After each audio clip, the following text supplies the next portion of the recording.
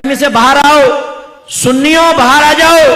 یہ ہمیں دھوکے میں مبتلا کیا گیا ہے کہ تم نبی کے نام کے نعرے لگاؤ، نعت خوانی کرو، نجات پا جاؤ گے. کوئی ایسے سٹینڈرڈ شریعت نے نہیں دیا. اطاعت رسول ہے. میں یہ نہیں کہہ رہا ہوں نعت خوانی غلط ہے، میں یہ نہیں کہہ رہا ہوں اس پہ ثواب ملے گا، یہ ثواب نہیں نو، ثواب حاصل ہوگا، ثواب نہیں ملے گا یہ میں نہیں کہہ رہا ہوں. لیکن ان سے مطمئن ہو کے سوچنا اب نبی کی مانو نہ مانو ہمیں جنت مل جائے گی. میدان معاشر میں پہنچیں گے تو فرشتے آئیں گے، حضور ٹنڈن سنی صاحب آپ یہاں کھڑے، جنت تو آپ کا انتظار کر رہی ہے. اور یہ مٹکتا ہوا جھومتا ہوا سیدھا جنت میں چلے جائے گا. مفتی صاحب لائن میں لگے ہوئے ہیں، یہ پپو نکل جائے گا وہاں پہ، کیونکہ ہر رات یہ نعت خوانیوں میں بیٹھا کرتا تھا. بھائی قل ہاتوا برہانکم ان کنتم صادقین، لائیے اگر آپ کے پاس دلیل ہے تو پیش کر دینا. سوائے آپ کے حسن زن کے کیا ہے؟ آپ کہیں گے جی ہمارا حسن زن ہے، اللہ کرم فرمائے گا. آپ کے حسن زن کی طرح تو کافر بھی حسن زن رکھتا ہے. ہندو بھی کہتا ہے بھی میرا حسن زن ہے، میری بتوں کی عبادت سے اللہ تعالیٰ میرے نجات دے گا. کرسچن بھی یہ کہتا ہے عیسیٰ علیہ السلام کو اللہ کا بیٹا مانتا ہوں، اللہ مجھے نجات دے گا. حسن زن پر فیصلہ نہیں ہوتا، ورنہ تو ہر ایک حق کہلائے. دلیل پر فیصلہ ہوتا ہے. آپ مجھے دلیل دیجئے کہ آپ نماز نہ پڑھیں، آپ جھوٹ بولیں، آپ غیبتیں کریں، آپ لڑکیوں کے پیچھے بھاگیں، آپ فحاشی کریں، آپ گندی گالیاں بکیں، آپ ہیروئن پئیں، آپ سگریٹیں پئیں، آپ نشہ کریں، آپ ماں باپ کی آنکھوں میں آنکھیں ڈال کر بدتمیزیاں کر کے ان کو ان کی کمزوریوں کا احساس دلائیں اور صرف نعت خوانی میں بیٹھے آپ کو نجات مل جائے گی. لائیے دلیل اس پہ پیش کیجئے. میں یہ بیٹھا ہوں، لاؤ دلیل لے کر آؤ یہاں پر کہ آپ کا جلوس نکالنا آپ کو نجات دے دے گا، لائٹنگ کرنا آپ کو نجات دے دے گا. غلط. اگر کسی نے آپ کو ذہن بنایا ہے، کسی نعت خوان نے ذہن بنایا ہے کہ آپ سرکار کی محفل میں بیٹھے ہیں اور جو سرکار کی محفل میں آتا ہے سرکار بروز قیامت اس کو سینے سے لگا کر جنت میں لے جائیں گے، آپ کے اوپر واجب ہے آپ اس نعت خوان کو بعد میں روکیں اور کہیں اس پہ دلیل پیش کرو. ٹھیک ہے ہم تمہاری بات مانتے ہیں. نہیں مانتے مفتی صاحب کی بات، وہ ڈانٹ کے چلے گئے، سخت لہجے میں گفتگو کی. تم نے بڑی پیاری بات کہی، لاؤ دلیل دو. جب تک نعت خوان دلیل نہ دے بند کر لینا اس کو گھر کے کمرے میں. بولنا کہ نہیں جانے دیں گے. تم نے کیسے دھوکے میں مبتلا کیا؟ تم نے ہمیں نمازوں سے دور کر دیا، تم نے تقوی سے دور کر دیا.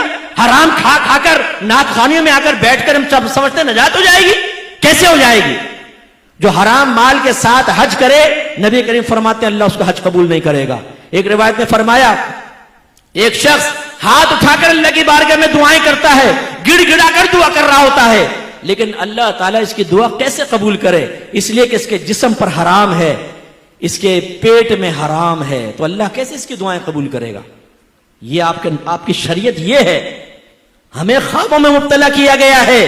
جلوس نکالو نجات ہے، لائٹنگ کرو نجات ہے، تیجے 40ویں کرو نجات ہے، 11ویں کرو نجات ہے. تم بروز قیامت آؤ گے سرکار تمہیں بخشوا لیں گے.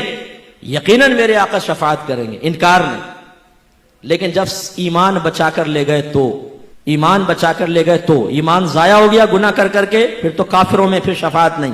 اور فرض کر لیں ایمان بچا کر لے گئے اور گناہوں بھری زندگی گزاری، سرکار نے شفاعت فرمائی، یہ یقین لے کر گئے، یقین رکھیں اس کا انکار نہیں. لیکن کیا یہ بہت بڑی بے مروتی نہیں ہوگی کہ ہماری ہر طرح کی گندگی کے باوجود سرکار میدان معاشر میں سینے سے لگائیں؟ کیا پھر ہمیں نبی کریم کے ساتھ یہ رویہ رکھنا چاہیے؟ صرف اس بھروسے پہ کہ سرکار ہمیں بخشوا لیں گے ہم ان کی نافرمانی کرتے چلے جائیں؟ غلط بات ہے. یہ میں اسی لیے دل جلاتا ہوں جتنے نعت خوان جن کو آپ نے دین کا ٹھیکیدار سمجھا ہوا ہے نا کہ یہ ہمیں جنت تک پہنچائیں گے، ان سے آپ شرعی مسائل معلوم کر لیں، ان تک کو پتہ نہیں ہوگا. ان کے گھر میں ان کی ازواج کو پتہ نہیں ہوتا ہے. سب کی بات نہیں کر رہا ہوں لیکن اکثر کو میں جانتا ہوں.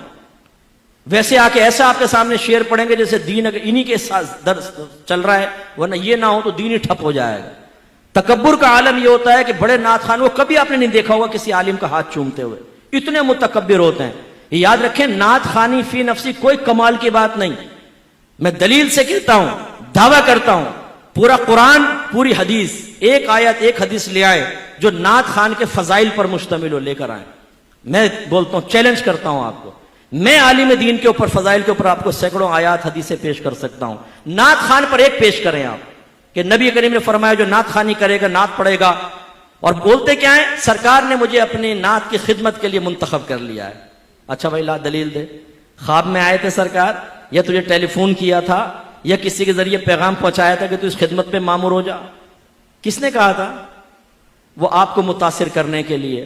اور ہم بعض اوقات عالم اور نعت خوان کو بالکل برابر کا درجہ دیتے ہیں، بلکہ بعض اوقات تو نعت خوان اوپر ہو جاتا ہے عالم نیچے ہوتا ہے.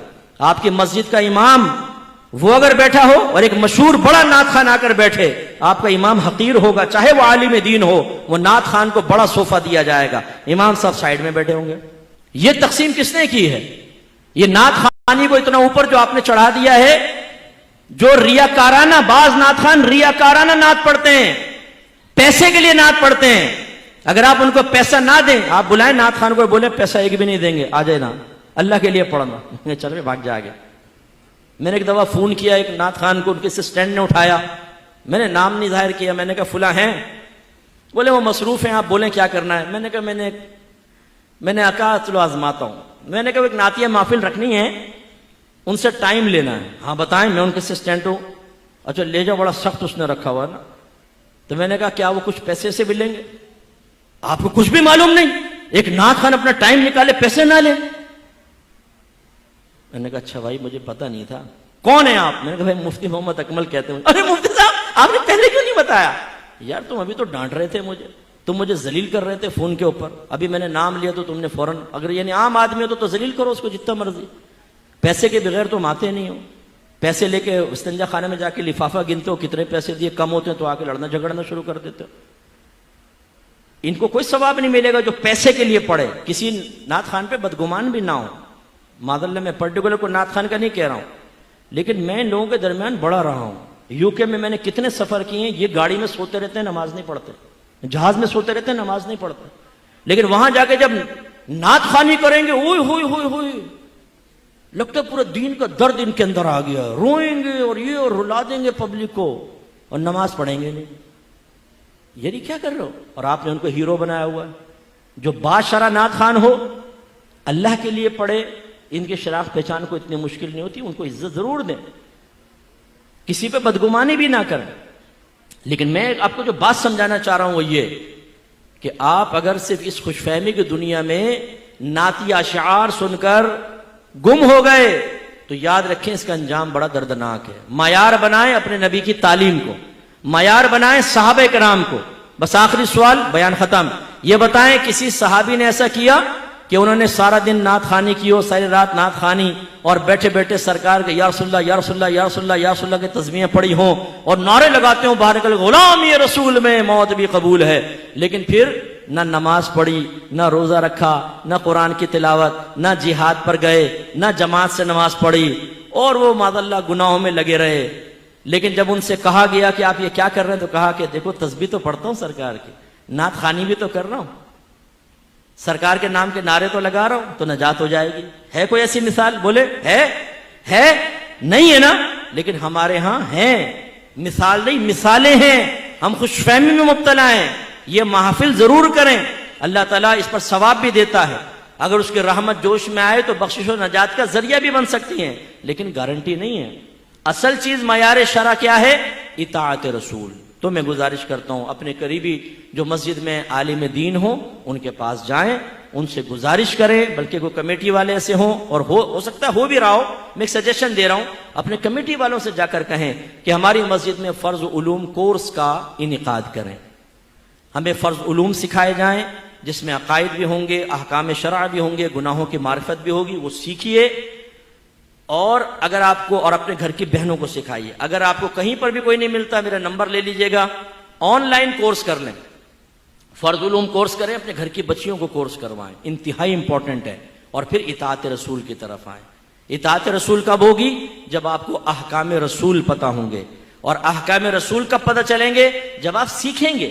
ایسے تو حکم آپ کے گھر میں تو نہیں آ جائے گا، آپ سیکھیں ذہن استعمال کرنے کے بارے میں کیا شرعی احکام ہے، آنکھوں کے بارے میں، ناک کے، زبان، ہاتھ، آپ کا ستر شرمگاہ، آپ کے پیر، پیسہ کمانے کے کیا احکام ہیں، پیسہ خرچ کرنے کے کیا ہیں، کرائے پہ چیز کو لینے دینے کے احکام کیا ہیں، تجارت کے کیا ہیں، انویسٹمنٹ کے کیا ہیں، یہ تمام، دوستی کرنے کے احکام کیا ہیں، دشمنی کرنے کا احکام کیا ہیں۔ جب آپ کی تمام چیزیں دائرۂ شریعت میں آ جائیں گی تو پھر آپ حقیقی عاشق رسول بنیں گے، ورنہ اس سے پہلے صرف زبانی دعوے ہیں یا حسن